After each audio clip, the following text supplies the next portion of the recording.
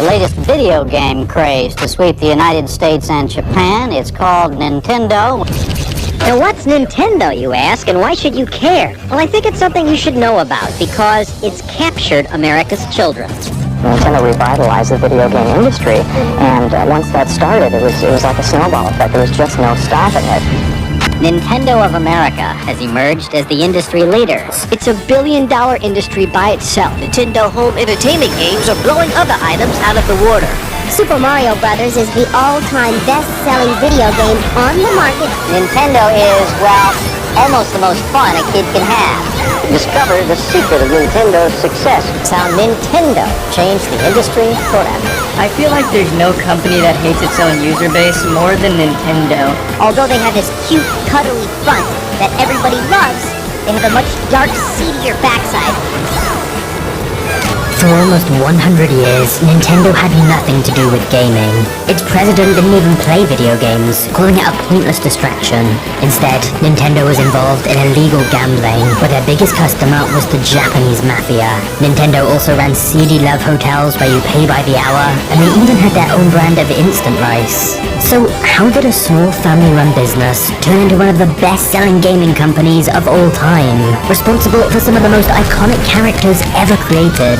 It's time to take a journey through Nintendo's epic history, from Mafia to Mario, from gambling to Game Boy, and from bankruptcy to billions. This is the insane story of Nintendo.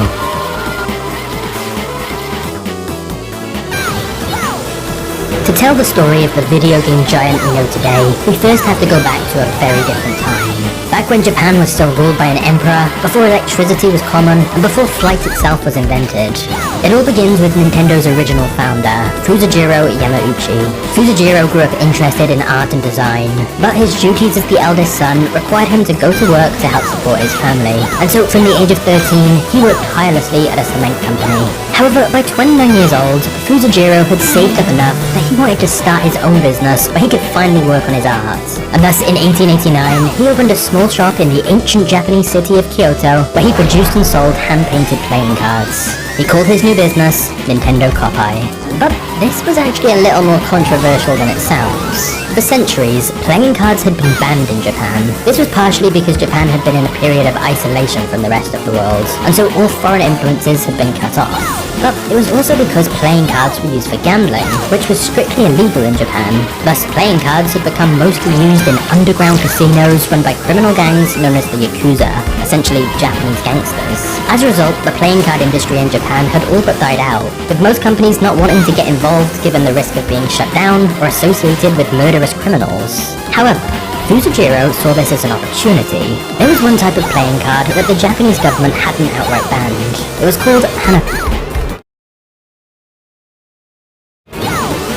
Fuda, which translates to flower cards. These cards had artistic traditional designs on them instead of numbers, and thus they were more so considered art rather than something that would be used for illegal gambling.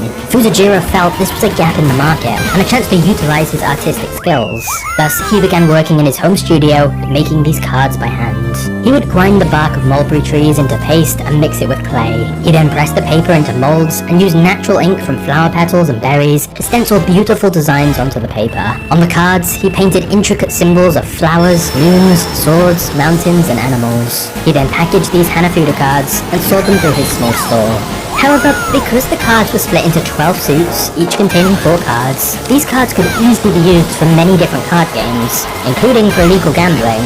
And sure enough, the Yakuza soon started using Fusajiro's cards in their underground casinos. They loved Nintendo's craftsmanship and quality, which was far superior to alternatives. And better yet, in order to prevent anyone from cheating, the Yakuza used a new deck of cards for every single game. This meant a lot of repeat business for Nintendo, and the Yakuza quickly became Nintendo's biggest customer. Now, some people may say that Fusajiro had just intended to create artistic designs, never expecting they would be used like this. But others would argue this was his plan all along. Many people interpret the word Nintendo to mean leave luck to heaven, and so the company's name may have been a subtle wink to those looking for a gambling fix. And thus, Fusajiro likely always knew who his biggest customers would be. Either way. He'd spotted an opportunity, and business was now booming. In fact, Fusajiro could barely keep up with the demand, as he was initially making every card himself, painstakingly painting every detail. Of course, he quickly realized this wasn't scalable, and so in order to maximize production, he hired a small team of workers to make the cards under his close supervision.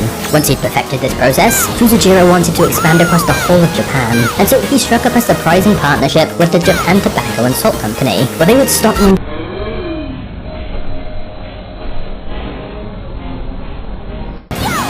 cards in all their stores across the country, and this still worked brilliantly, as it gave Nintendo national distribution for their cards. Not just that, but in 1907, Japan's ban on playing cards loosened, and so Nintendo was perfectly positioned to become the first Japanese company to produce Western-style playing cards as well. As a result of all this, Nintendo soon became the most successful playing card company in all of Japan. But at the age of 69, after 40 years of hard work, Fusajiro had achieved everything he had set out to do, and was finally ready to retire. There was just one problem. Who was going to take over his company?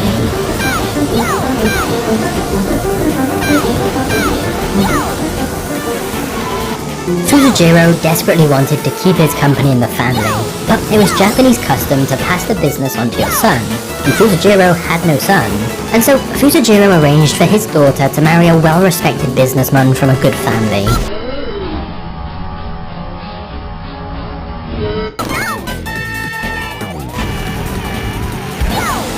His name was Sekirio, and once he became Fusajiro's son-in-law and officially became part of the Yamauchi family, he was able to become the new president of Nintendo once Fusajiro retired in 1929.